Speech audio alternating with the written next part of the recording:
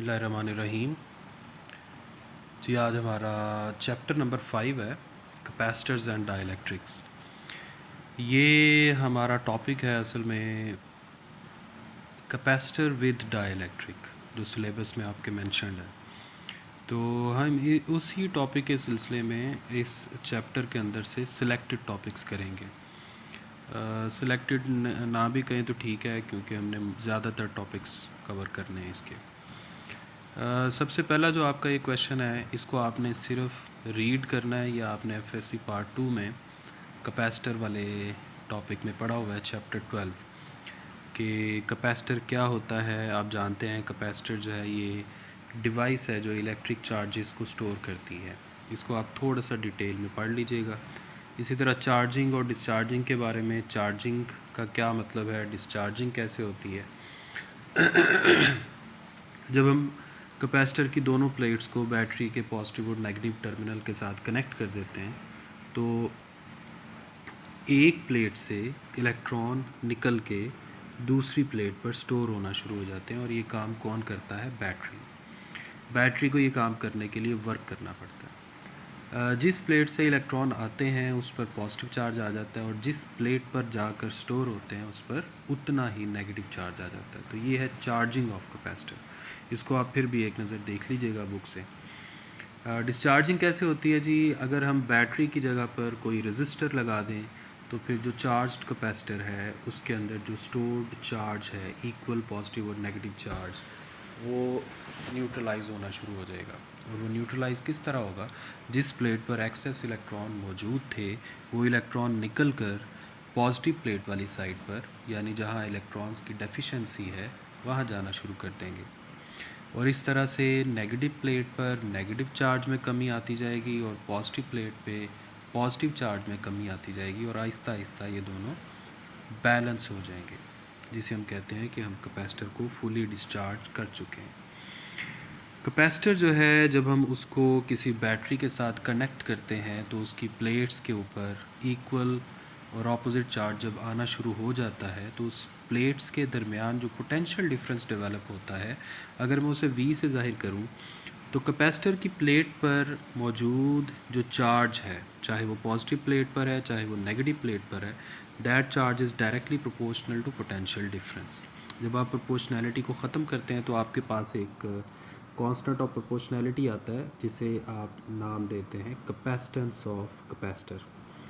Capacitance क्या है? ये कैपेसिटर की चार्ज स्टोर करने की एबिलिटी है या कैपेसिटी है। कैपेसिटेंस को आप डिफ़ाइन किस तरह कर सकते हैं? अगर आप इसी इक्वेशन से कैपेसिटेंस का फार्मूला बनाना चाहें तो बड़ी आसानी से आप बना सकते हैं। किस तरह से? यहाँ से C जो है ये आपके पास आ गया, C आपके पास आ गया Q डिवाइडेड बाय V, यानी total amount of charge per unit potential difference, जो यहाँ लिखा हुआ। ठीक हो गया। इसके बाद है जी यूनिट ऑफ कैपेसिटेंस। ये आप जानते हैं फैराड होता है। इसको आप देख लीजिएगा एक नज़र, क्योंकि ये सारी चीज़ें वही है जो आप पहले पढ़ चुके हैं। अच्छा जी, इसके बाद हम आते हैं अपने अगले क्वेश्चन की तरफ, और ये है to calculate capacitance of parallel plate capacitor. तो यहाँ पर आप फ़र्ज़ करें कि हमारे पास एक पैरेलल प्लेट कैपेसिटर है जिस पे ऊपर आपको पॉजिटिव प्लेट नज़र आ रही है और नीचे आपको नेगेटिव प्लेट नज़र आ रही है। ऊपर पॉजिटिव और नीचे नेगेटिव। ये पॉजिटिव प्लेट है और ये नेगेटिव प्लेट है। आपको डायग्राम में हो सकता है फील हो रहा हो कि ये प्लेट्स जो हैं ये वर्टिकल पड़ी हुई हैं। असल में ऐसा नहीं है, ये प्लेट्स हॉरिजॉन्टल हैं। अगर मैं 3D डायग्राम बनाऊं तो ये कुछ ऐसे है। ये ऊपर वाली प्लेट है और ये नीचे वाली प्लेट है। नीचे वाली प्लेट पर नेगेटिव चार्ज है और ऊपर वाली प्लेट पर पॉजिटिव चार्ज। अगर आप इसके मुताबिक देखें तो इलेक्ट्रिक फील्ड की डायरेक्शन होगी from positive to negative plate, यानी डाउनवर्ड। तो करना हमने ये है एक हमने गॉसियन सरफेस कंसिडर किया, ये जो आपको डॉटेड लाइन नज़र आ रही है ये है असल में गॉसियन सरफेस। ये हमने कंसिडर करना है in the form of a box. अब बॉक्स का मतलब क्या है, जिस तरह आप एक रूम के अंदर बैठे हुए हैं, उसकी 4 दीवारें हैं और एक छत है और एक नीचे आपको ग्राउंड नज़र आ रहा है।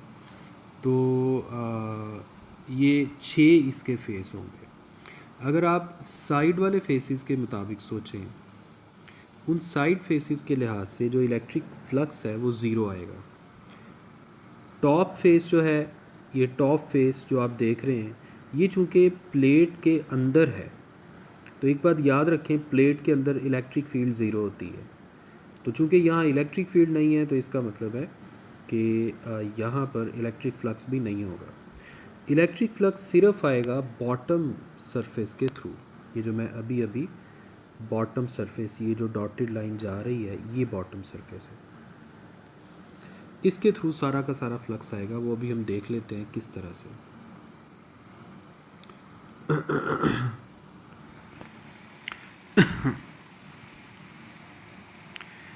तो इसलिए ये जो बॉटम सरफेस है, सिर्फ इसे ही हम कंसिडर करेंगे।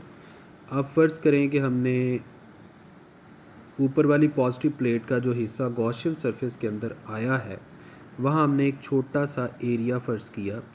इस छोटे से एरिया को DA से नाम दिया जा रहा है और इसका जो नॉर्मल वेक्टर है, जिसे आप वेक्टर एरिया भी कह सकते हैं, ये n हैट से ज़ाहिर किया जा रहा है।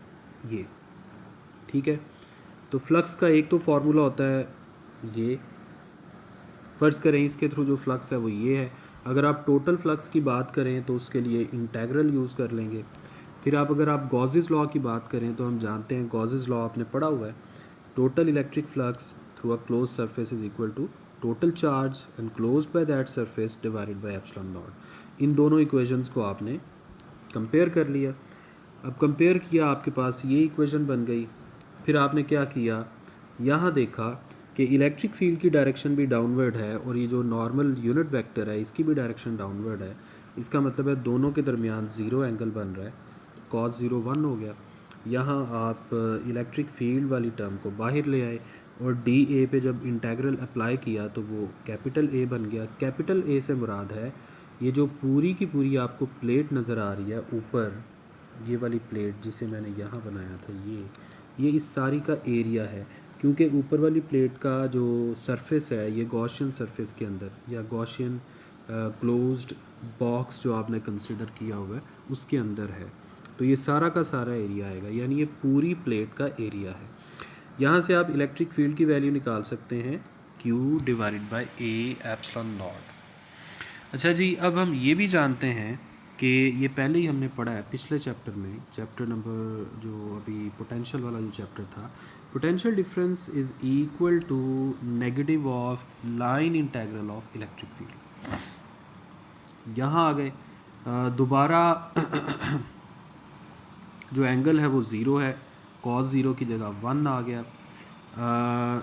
यहाँ पे हम कंसिडर कर रहे हैं कि हम टेस्ट चार्ज को, पोटेंशियल डिफरेंस को आप जानते हैं कि डिस्क्राइब करने के लिए हम एक टेस्ट चार्ज कंसिडर करते हैं, जिसे हम एक प्लेट से, यहाँ पे हम नेगेटिव प्लेट से पॉजिटिव प्लेट की तरफ ले जा रहे हैं, ऊपर की तरफ, ठीक है। या ऊपर की तरफ ले जाएं या नीचे की तरफ ले आएं, ये आप पे डिपेंड करता है। तो ये आ गया A to B, cos 0 1 हो गया। VB जो है इसको हम ज़ीरो कह देंगे, क्योंकि अगर हम रेफरेंस पॉइंट इन्फिनिटी पे कंसीडर करें तो इन्फिनिटी का मतलब ये है कि outside the electric field, and in outside the electric field potential would be zero. तो आपके पास V जो है उसका ये फार्मूला बन गया, EdS और साथ इंटेग्रल। अब करना क्या है, अब आ जाएं अगले पेज पर। इधर है जी, ओके जी, यहाँ आप क्या कर रहे हैं, आप रेफरेंस ले रहे हैं ये वाली प्लेट, नीचे वाली प्लेट, ये जो नीचे वाली प्लेट है इसे रेफरेंस ले रहे हैं और ऊपर वाली प्लेट तक जाने का जो टोटल डिस्टेंस है दैट इज़ D। तो अगर मैं इनिशियल पॉइंट को कंसिडर करूँगा ये ज़ीरो है, तो फाइनल पॉइंट जो है वो कितने फासले के बाद आएगा, D डिस्टेंस के बाद। तो इसलिए आप देखें यहाँ पे हम लिमिट यूज़ करेंगे स्टार्टिंग फ्रॉम 0 to d। और e की जगह आपने जो भी अभी पिछले पेज पे आपने e का एक फार्मूला बनाया था, ये वाला q divided by a epsilon not, ये हमने पुट कर दिया, ये आ गया जी। अब क्या किया, अब आपने q a और एप्सिलॉन नॉट को बाहर निकाल लिया, और ये जो लेंथ है इसे जब आप इंटीग्रेट करेंगे और अपर माइनस लोअर लिमिट अप्लाई करेंगे तो आपके पास सिर्फ और सिर्फ ये d बचेगा। ओके जी, ये d आपके पास बचेगा, ये वाला। अब आप ऐसा करें, इस इक्वेशन को, ये जो इक्वेशन आपको नज़र आ रही है, इसको ऐसे रीअरेंज करें कि एक तरफ q और v की रेशो बन जाए और बाकी चीज़ें दूसरी तरफ चली जाएं। हम जानते हैं कि q और v की जो रेशो है दैट इज़ कैपेसिटेंस। तो आपके पास capacitance of parallel plate capacitor का एक फार्मूला बन गया, and from this formula we can say that capacitance is directly proportional to surface area of each plate and inversely proportional to distance between the two plates। तो ये था आपका starting lecture. बाकी अगले टॉपिक्स इंशाल्लाह हम अगले लेक्चर्स में देखेंगे। अल्लाह हाफिज़।